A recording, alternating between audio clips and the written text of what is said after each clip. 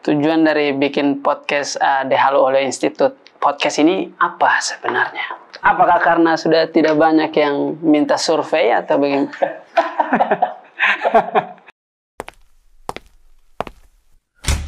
Selamat datang.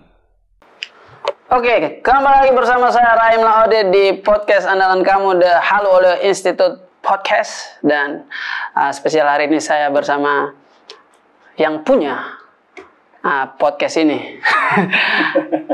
Seperti tamu-tamu sebelumnya, selalu politisi dan kaum intelektualitas yang datang di sini. Saya mau tanya ini, tujuan dari bikin podcast The Halo Oleh Institute podcast ini apa sebenarnya? Apakah karena sudah tidak banyak yang minta survei atau bagaimana? Silakan. Jadi pertama memang pilkada itu masih jauh, tapi sejatinya survei juga masih ada. Namun Om Rami kan Halo Oleh Institute ini sejatinya adalah sebuah lembaga survei. Siap itu. 2006 lah dulu kami berpengalaman kan. Oke. Ini lembaga didirikan tahun 2013. 2013. Sampai hari ini, dan yang terakhir di 2020 pilkada serentak. Nah, kami itu sebenarnya melihat ada beberapa hal yang kurang dan tidak ada di publik. Nah, kan ini kami kontennya ini politik sebenarnya kan? Siap. Kebetulan juga satu-satunya lembaga yang masih eksis dan punya kelengkapan dokumen lah. Secara hukum dia administrasi punya motor lah, kan? Kita punya SIM, punya STNK.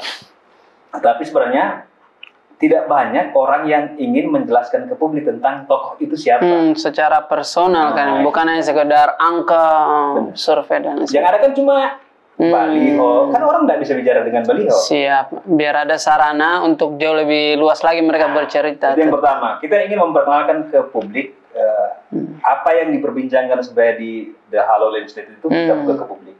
Seperti ini yang dipercapai. Yang kedua, sebenarnya kita ingin punya satu media yang bisa memperbincangkan masalah politik itu dalam konteks yang lebih positif. Sip.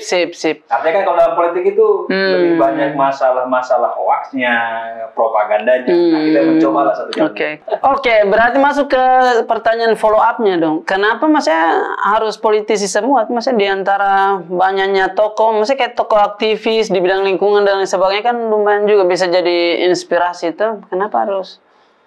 Saya melihat sebenarnya kawan-kawan podcast lain juga sudah banyak memulai lah dengan tokoh-tokoh ini. Cuma kan kenapa saya atau The Halo Oleh itu menganggap penting namanya perbincangan politik? Karena ini sebenarnya sesuatu yang mengikat kita semua, tapi tidak ada yang menjelaskan ke publik. Saya lihat kalau di Kota Kendari ya, Om Rahim, banyak lah yang sudah mulai. Sudah. Beberapa banyak yang sudah ada yang mulai. Nah, sayangnya wilayah politik ini wilayah yang tidak banyak dilihat orang, tapi dimanfaatkan semua orang. Sehingga memang saat ini kita masih mengklaster atau khususkan di tokoh-tokoh politik. Tokoh politik ya. Depan mungkin ya nanti bisa lebih perkembangan lah. Iya, oke. Oh, berarti karena sembari masih menanti juga pemilu dan sebagainya masih panjang, sembari mengisi diisi dengan bincang-bincang politik. Karena memang kalau saya terus terang juga, saya baru tahu ini ada sarana. Ternyata kita bisa lihat kayak kemarin bintang pertamanya kan Pak Hugo. Saya terus terang fans juga sama beliau ini dan sempat dipertemukan juga sama Halo Oleh Institute kemarin di rumahnya walaupun tidak sempat tayang. Oke, berarti ini akan panjang atau kalau selesai atau pemilu sudah hadir tidak akan ada lagi podcast atau bagaimana? Kalau berakhir kita belum tahu, Om Rai. Memang walaupun konteksnya kita menunya kan politik. Nanti kan ada isu yang cukup seksi atau edisi spesial seperti Om Rai datang ke tempat ini kan itu jadi edisi spesial gitu ya. Ya, ke depan akan berkembang ke arah seperti itu. Itu desain yang ada hari ini. Tapi nanti kan ini tetap akan mengikuti perkembangan zaman dan isu apa yang lagi mengemuka kan. Oke. Berarti sementara untuk ini saya sudah selesai. Mungkin gantian kali. Susah juga jadi orang serius. Gimana caranya? Om Rahim. Halo. Sebenarnya ini saya grogi ya. Iya, saya juga. Saya terakhir datang ke tempat ini ini preskripsi ya. Sama di meja ini tapi belum ini.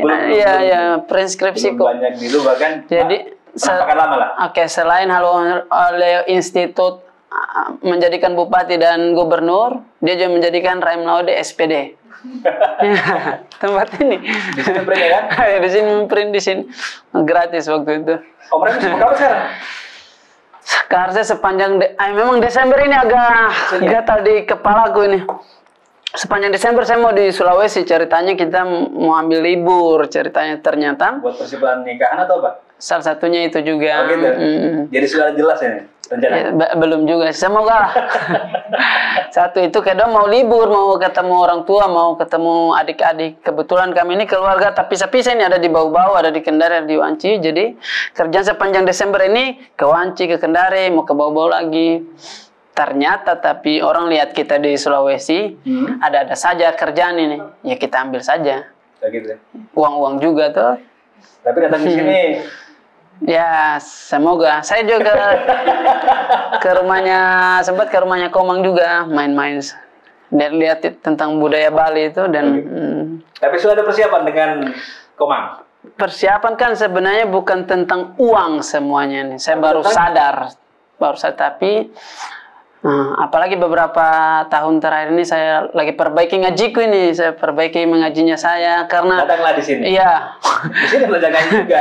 Meja ini iya, begitu ya. Karena saya yakin Komang pun kalau terjadi pasti dia dengan sejuta pertanyaan juga saya tidak mau menjadi itu ya. Tapi tetap kita belajar sama-sama. Berawal bersama. Iya. Saya juga mau bilang terima kasih juga sudah jadikan saya bagian dari podcast ini karena saya dari episode pertama saya yang komen pertama kayaknya. Ya. Iya. Om Raim itu yang komen pertama di podcast saya. Tanpa gue. Jadi yang datang di sini biasa politisi, yang anggota DPR, bupati. Hari ini edisinya spesial. Ya, hari ini komedian ya, aneh sekali ya. Tapi memang ada kesamaan antara politisi dengan komedian itu. Satu, sama-sama dikira orang bekerja 24 jam. Ya, kita ini orang pikir saya kerjaan ke 24 jam. Nah, itu yang pertama. Yang kedua, memang kita rajin ditertawakan masyarakat. Sama. Sama kayak politisi juga ya.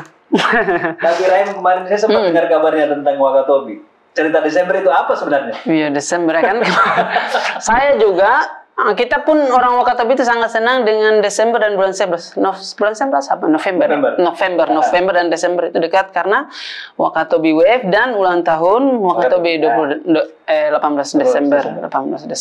Kebetulan saya pulang kampung, memang tidak ada niat untuk isi acara apa semua. Oh, di Wakatobi Wave saya tutup. Pulang kampung pulang kampung saya senang dengan acara kita kampung ramai dan lain sebagainya. Tapi saya tidak ada keperluan untuk itu. Saya tetap mau lihat mamaku, saya tetap mau lihat adik-adikku. Kebetulan mamaku juga sangat dekat dengan uang. Dia bilang ambil saja, tidak masalah itu, tidak masalah. Kita juga yang penting kita makan. Iya boleh. Akhirnya saya ambil saja dan seperti biasanya memang kita komedian itu tuh rajin riset. Tapi yang lagi panas di Wanci ini di Wakatobi. Oh ini panggung yang diterbangkan angin. Saya coba angkat sedikit di situ dan memang menurutnya saya betul bukan bukan azab karena kalau kita bandingkan dengan daerah lain ada yang banjir, ada yang tanah longsor, ada yang lebih besar, dan Desember ya memang Desember kita kalau mau merantau saja jangan dulu berangkat, tunggu bulan 1 itu karena Desember ini rame lagi, kasihan. Kita tidak mau peduli itu tapi orang-orang di sekitar kita Desember. Jadi bikin rame tapi bagus ada dinamika terutama dinamika intelektualitas orang. Dia balasnya pakai konten. Yang membalaskan juga dia berkonten kan? Iya, itu bagusnya. Tapi Wakatobi itu tanpa Raim jadi tidak bercerita. Iya juga sih, tidak tahu. Sebenarnya kita harus kadang-kadang berterima kasih kepada orang-orang ini, maksudnya aktivis-aktivis ini karena hal itu viral kan? Dan bukan tugas kita setiap hari menyanjung pemerintah, bukan tugas kita itu. Ini pandangannya saya. Karena tugas orang yang ditugaskan untuk menyanjung pemerintah ya humasnya mereka, iya kan? Humasnya mereka digaji untuk kasih tahu kinerja pemerintah. Nah, kita masyarakat bukan tugas kita untuk puji setiap saat. Tapi kalau dia baik ya sudah bilang baik. Harus fair juga, harus fair juga atas prestasinya. Kalau buruk ya bilang buruk dan tidak masalah. Karena semua berakar dari, saya selalu anggap itu seperti ini pintu Indomaret gitu. Ada yang dorong, ada yang tarik. Sama-sama kita mau masukin. Kita yang mau puji mungkin kita tarik kali ya. Yang mereka yang mau kritik dia dorong kasih atau bagaimana. Tapi sama-sama kita mau masuk di dalam. Begitu. Kisahnya. Begitu. Sempat heboh. Dinamika. Itu setelah berapa lama pulang ke Wakatobi, Om Rai? Ini saya mungkin minggu pulang Wakatobi. Terakhir 2020 ya? Terakhir yang kita itu. Bareng-bareng itu semua? Ya, yang kita ke Binongko dan sebagainya. Yang hangus itu ya? Ya. Itu pun juga karena orang tua juga. Ya sudahlah ya. Sudahlah. Saya tidak ada yang lebih prioritas dari bicaranya mamaku. Tidak ada yang lebih prioritas dari bicaranya mamaku. Mama. Siapapun produser, bupati, gubernur. Kalau mamaku bilang sekarang pulang ke Wanci, saya kasih tinggal semua kameranya, saya ke Wanci sekarang. Tidak ada yang prioritas. Berarti nanti kita rayu orang tuanya. Tapi kan mamaku kan sering kompromi dengan uang. Dia ambil saja 15 juta stand up, bagus itu. Siapa mau bayar kita juga? Iya, agak-agak. Om Rahim, ada satu pertanyaan ini sebenarnya. Om Rahim ini kan kategorinya artis lah kan? Oke. Artis lah, pokoknya apapun itu artis lah. Artis nyanyi, artis film, stand up komedi kan? Tapi di benak Om Rahim sebenarnya itu apa definisi politik? Wow, anjay. Berat. Tapi selalu punya sudut pandang sendiri. Politik itu sebenarnya cara terbaik untuk merubah sesuatu sebenarnya. Kalau kita, dalam pandangannya saya. Kayak apa yang kita keluarkan teman-teman misalkan dalam bentuk demo dan lain sebagainya. Kayak misalkan saya dalam bentuk stand up. Saya 2015 itu stand up-nya tentang lampu merah di Wakatobi. Baru 5 tahun kemudian baru ada. Coba 2015 saya bupati misalnya. Saya tinggal tanda tangan, saya tinggal kasih turun jadi. Tuh, berarti memang politik harusnya tempat terbaik untuk merubah keadaan harusnya. Tapi di lingkungan Om Rahim, politik ini dibahas tidak? Misal tentang diceritakan tidak oleh kaum artis ini? Oh, di lingkungan artis. Wah, kita tidak pernah kita pikir orang artis-artis ini banyak yang bodoh. Saya pikir juga orang-orang yang ternyata kalau kita telusuri mereka gatal juga berkomen, gatal juga tentang politik. Tapi kita sebut saja kayak kita di Butan ini kita sebut koja-koja saja, koja-koja mental. Kita juga kita bicara di sini kita tidak yang bikin konten terus karena kita pun takut apa yang kita bicarakan ini. Tapi ini kan dalam konteks yang lebih umum, Ray. Kami itu kan base-nya adalah penelitian riset, survei. Menemukan beberapa hal yang itu menjadi bukan tidak lengkap, tapi itu harus disempurnakan lah. Kan sekarang ini namanya kekuasaan itu kan menyangkut hajat hidup kita semua kan? Semua lini. Di kaum muda ini sepertinya kurang. Politik itu tidak menjadi sesuatu yang menarik gitu. Oke. Dalam pandangan Om Rahim nice. Tapi harus kita optimis juga, sudah mulai ini. Kita bisa lihat dari komunitas mahasiswa misalnya kita sudah mulai dari kayak kami saja di stand up comedy Kendari itu sering sekali setiap minggu open mic itu kita canangkan coba sesekali bahas politik, so tahu saja dulu atau biasa juga kadang kita diundang sama tokoh untuk roasting dia dan lain sebagainya. Menurutku daerah yang maju itu ada dua sebenarnya itu ekonominya itu ada wajahnya orang bagaimana bagaimana saya mau yang menjalankan ekonomi di daerah itu didominasi oleh anak muda. Menurutku daerah itu sudah mulai maju, entah itu wajahnya atau tulang punggungnya. Begitu pula politiknya. Saya selalu percaya bahwa politik ini harus diisi juga dengan kita yang muda-muda ini, karena satu hal yang tidak dimiliki oleh orang tua, muda darahnya kita yang mengalir lebih kencang, yang marahnya kita, yang cepat melakukan sesuatu, kita butuh yang begitu. Tapi memang dewasa itu yang punya orang tua. Jadi tidak boleh anak muda semua, orang tua semua, harus ada kolaborasi. Muda dan tua. Oh ya, soalnya tidak bisa kita pungkiri orang tua kita ini. Ya. Ada banyak hal yang kami tahu. Orang tua tidak bisa tahu tentang informasi dan lain sebagainya, teknologi informasi.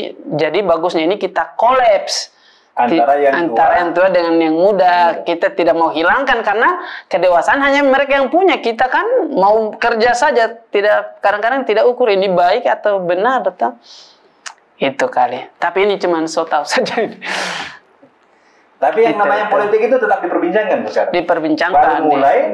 Apalagi kami pun yang kita yang orang pulau, memang politik dengan orang pulau memang dekat sekali. Identik ya? Iya, sekedar tukang ojek saja. Saya yang tahu itu tahun sekian siapa bupatinya, anjay, langsung tahu. Padahal dia mau ojek lagi nanti sini. Dekat sekali itu. Cuman menurutku harus diisi juga semangatnya kita ini dengan pendidikan politik yang jauh lebih berkualitas. Nah, kami sebenarnya mau mulai seperti itu. Ruangan ini tujuannya salahnya itu. Tapi Om Rahim, kalau katakan sekarang Om Rahim tuh melihat politik hari ini lebih banyak baiknya atau lebih banyak buruknya? Oh shit, susah. Saya pertama, kadang-kadang kita ini terlalu sering berpendapat terhadap apa yang kita tidak tahu. Orang-orang, saya pun karena seperti Indomaret saja tadi, kadang yang kita lihat dorong, kadang ada yang tarik tuh. Jadi kalau ditanya begitu, iya, harus lebih saya tidak tahu juga. Pertama juga saya senang dengan politik, tapi saya tidak di dalam ini. Yang kita tahu sesederhana, dia bagus jalan di depan rumahnya kita, oh ya bagus. Sesederhana, oh dia bersih pantai, oh bagus ini orang ini. Sesederhana begitu. Mungkin ini PR untuk humasnya lagi kali ya. Humas untuk disosialisasikan ke masyarakat. Ini yang pemerintah kerja kali atau bagaimana? Begitu. Nah, kalau Om Rahim, saya masih punya banyak topik Om Rahim di sini. Siap. Om Rahim, sekarang misalnya kita bicara skop suasana aja ini. Anak-anak muda kita ini sebenarnya tidak banyak masuk di dunia politik atau mengutarakan pendapat tentang politik atau mengungkapkan narasi politik. Kebiasaan mereka itu dimanfaatkan saja pada masa-masa pemilihan, gitu ya. Oke. Ketika dia terpilih pemimpin ini kan kegiatan kepemudaan itu kan sangat jarang sekarang, Pak. Oke, terutama dari mereka yang membuat ya. Nah itu dia. Karena sudah menang. Tadi lupa itu seperti apa. Sekarang bagi Om Rahim, para pemuda ini harusnya pure masuk ke politik atau mengambil peran dan bagian tertentu atau seperti apa? Iya, kan sama seperti saya bilang juga tadi.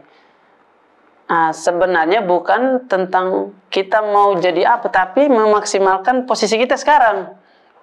Misalkan saya di seni, saya maksimalkan ini. Misalkan, kamu yang di pemerintahan, kamu maksimalkan itu. Jadi kolaborasi ada tuh. Kita ini kadang-kadang terlalu berbicara tentang nanti ini konteksnya bisa jauh lah. Misalkan kayak nanti saya mau kasih bahagia orang tua, nanti kita selalu mau nanti, kita tidak tahu. Menunda. Kita tidak tahu, kita masih hidup tidak sampai nanti itu. Padahal misal mau membahagiakan orang tua tidak perlu kaya, walaupun beda kon tidak perlu kaya untuk kasih senang mamanya kita. Kemarin saya ada banyak saya buat mamaku tersenyum itu waktu Indosiar, waktu wisuda misalkan. Tapi dia bilang ke saya, kalian bisa kasih senyum saya juga tidak harus ini. Kalian telepon saya setiap hari juga bisa. Jadi kembali ke sini lagi, sepertinya kita hanya perlu memaksimalkan apa yang kita posisi kita sekarang. Misalkan kamu di berdagang, misalkan kamu di bidang kesenian, walaupun sebenarnya mungkin ada gap antara pemerintahan dengan kita yang orang muda ini, anak muda. Karena kita berada pada dunia yang berbeda. Orang tua dengan kita anak muda beda sekali. Saya bersyukur lahir di tahun 90-an, saya sebut diriku generasi transisi. Saya tahu dunia sebelum sosmed dan saya tahu dunia pada saat sosmed. Kita ini transisi. Nah, orang tua kita ini Mereka dunia zero. Dia tidak tahu persosmedan ini. Jadi berpotensi sekali kita yang di tahun 80-an, 90-an jauh lebih tahu tentang dunia informasi ketimbang orang tua kita. Nah, yang menjadi masalah, yang mengisi lini-lini pemerintahan sekarang sepertinya orang-orang yang sebelum dunia informasi secepat ini.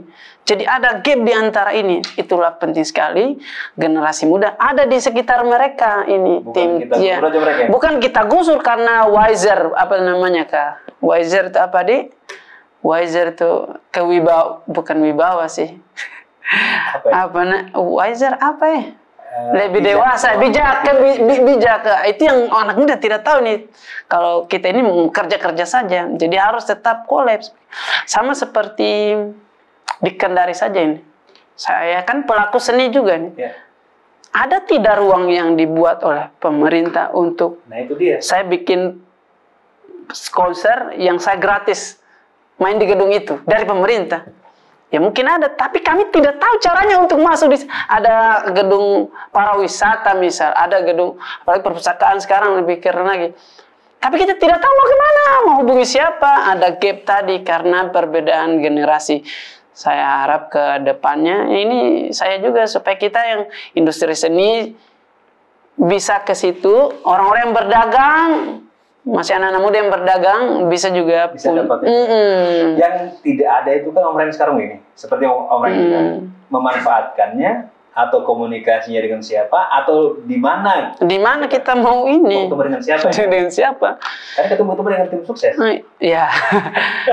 betul dan kadang-kadang tim sukses juga mereka itu yang saya kadang-kadang saya malas hanya sebagai wajah saja, tapi kalau kita bicara panjang lebar tidak sampai ke ininya. Apakah mungkin karena itu lagi ya beda generasi kayak bagaimana? Makanya saya sama sekali sama pemimpin-pemimpin atau yang isi pemerintahan sekarang jiwa mudanya tinggi dalam artian dia mau dengarkan kita, dia mau, dia kasih ruang. Walaupun kalau terus terang mungkin saya bisa salah, saya belum terlalu lihat sekarang. Belum ada ya? Belum terlalu lihat, bisa saja saya salahin. Tapi saya belum terlalu. Saya juga belum pernah lihat. Belum ada. Iya. Kita belum dapatkan pemimpin yang karakternya itu memahami kebutuhan kaum muda lah gitu dia. Soalnya betul, memang kita ini berada pada dunia yang berbeda. Sekarang ini kita tidak bisa pungkiri informasi HP kita adalah kita. Ini adalah kita ini. Dia yang kita pegang sebelum hal pertama setelah kita bangun, dia yang kita lihat terakhir sebelum kita tidur. Seluruh dunia sekarang ini, apalagi katakanlah sederhana TikTok, pandemik, semua di PHK, kita disuruh untuk aktif, oke, bikin TikTok sama jogging, harus keringat di rumah, semua ada terjadi ledakan informasi.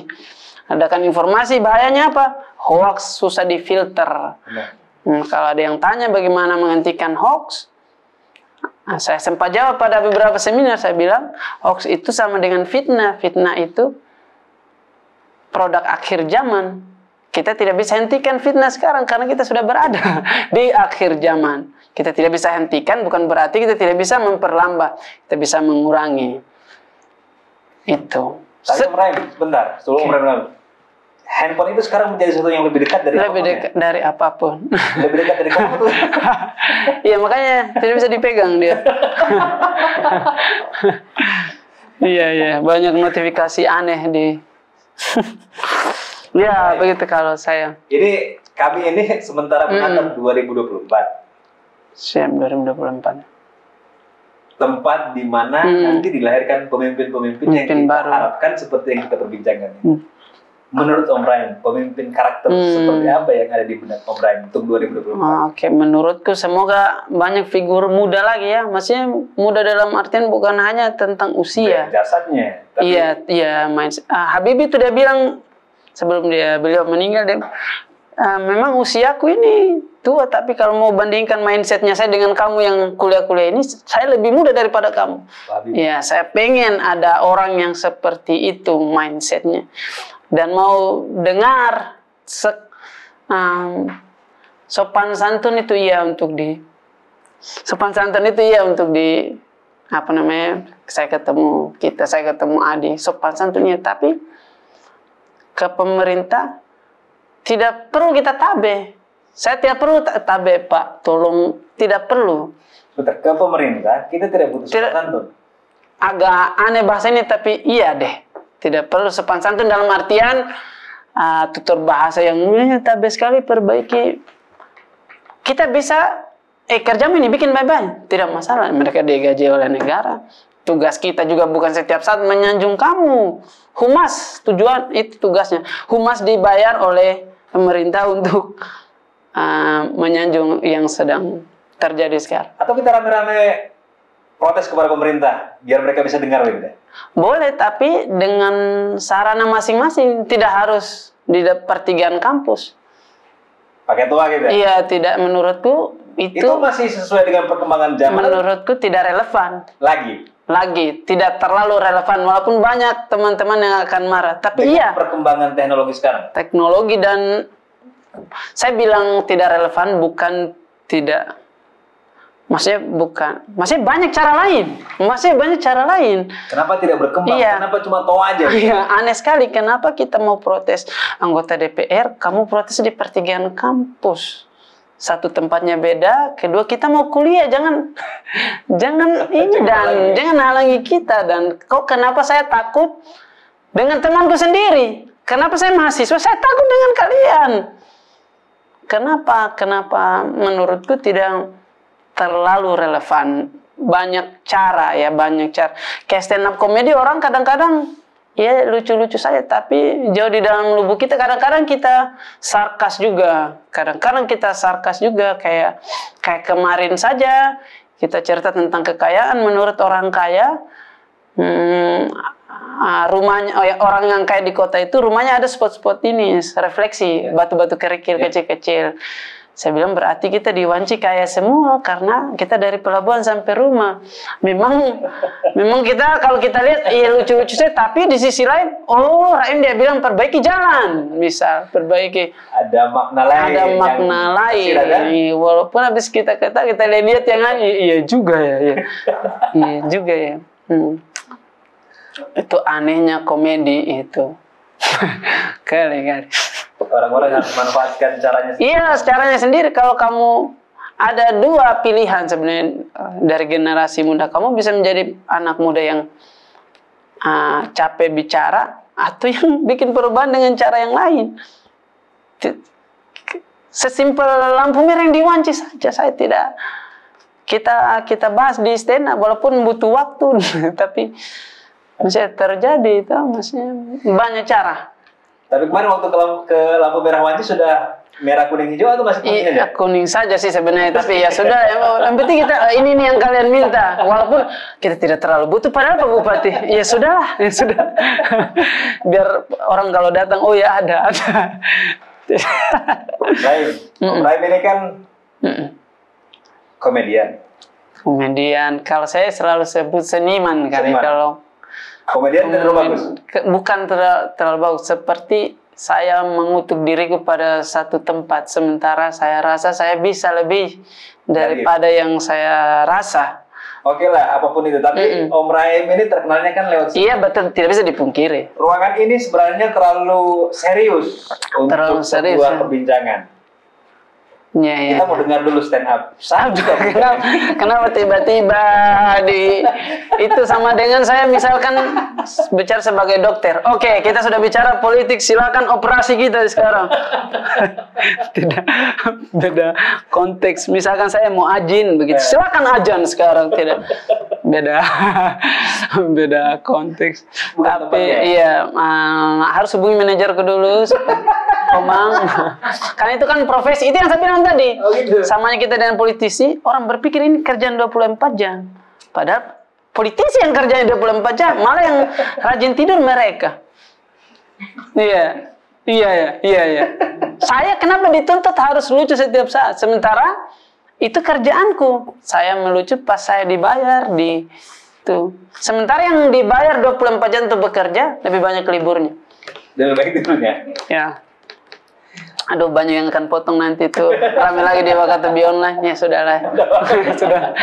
Biar ada yang memperbincangkan. Ada dinamika. Karena kan kadang-kadang kita butuh sumbu. Betul.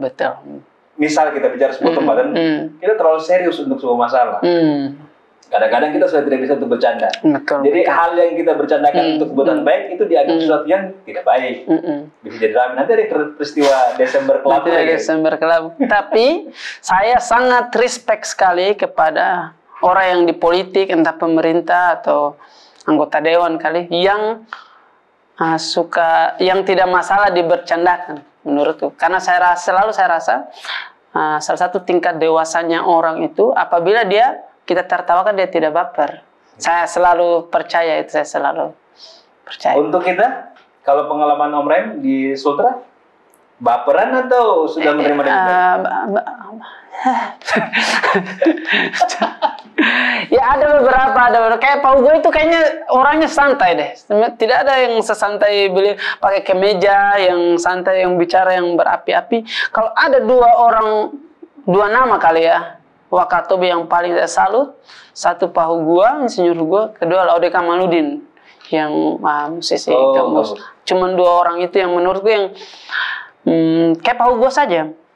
Bapakku meninggal baru berapa tahun lalu. Saya baru tahu makna tentang hidup ini. Oh, kalau kita kehilangan, yang kita punya kan kita jaga lebih erat. Ternyata Pak Hugo masih SMP sudah tidak ada bapak dan bisa jadi seseorang. Saya sangat suka itu cerita-cerita begitu.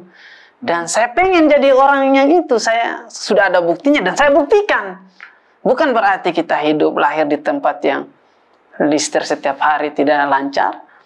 Kita bisa kalah dengan orang Kendari misalkan. Karena saya sudah buktikan. Bukan berarti saya, walaupun bukan mereka saingannya saya. Saingannya saya ini, ya apa yang saya bikin kemarin. Kemarin saya cuma stand up. Oke, saya bikin konser stand up.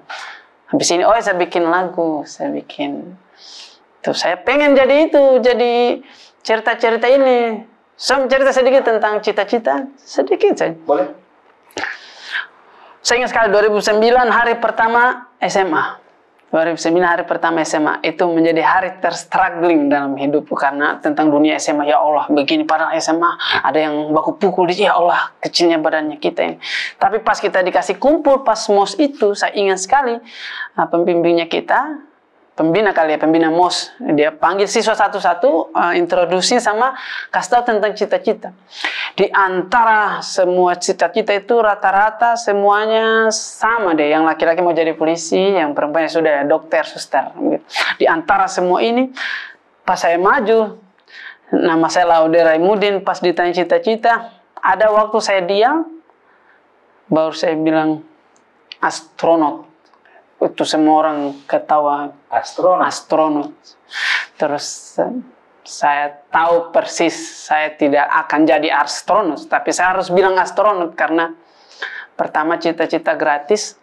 Kenapa kita mau ambil harga yang paling murah? Kita ambil yang mahal ini, gratis dan ambil yang mahal ini. Iya, kenapa harus polisi semua? Siapa yang mau jadi penjahat begitu? Kenapa semua perempuan suster? Kenapa harus perawat semua? Saya tahu persis saya tidak akan jadi astronot. Memang juga saya tidak terbang ke bulan, tapi setiap minggu saya di bandara terbang sana sini. Setiap minggu di bandara sana sini ke Sumatera, ke Kalimantan. Ya, begitu kali. Cita-cita setinggi langit. Kalau jatuhnya di awan.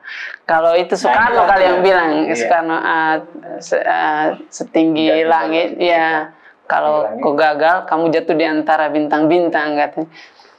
Nah itu. Ini jadi astronot, tapi hari ini setiap minggu terbang. Setiap minggu hampir setiap, kecuali Desember ini ya. Desember juga lumayan terbang juga sih. Ya, hampir setiap. Saya belum pernah terbang lagi. Iya, kan sekarang harus 2 kali vaksinnya. Om Rahim, terima kasih banyak waktunya. Kita siap, saya sesi. Ini perbincangan yang menarik. Ya, saya juga mau bilang terima kasih juga sudah jadikan kita bagian dari hal-hal baik ini. Saya selalu bilang kalau ada cara untuk bisa bermanfaat, walaupun saya bayar, saya mau lakukan. Semoga bermanfaat lah. Iya. Saya malam ini belajar satu hal. Ternyata mewawancari artis itu luar biasa. Oke, kita cukupkan perbincangan kita malam ini, Om Rahim. Jangan bosan, nanti kita undang lagi. Siap, pasti. Nanti kami siapkan cek lah walaupun kosong itu. Sama kopi ya, sudah cukup kopi.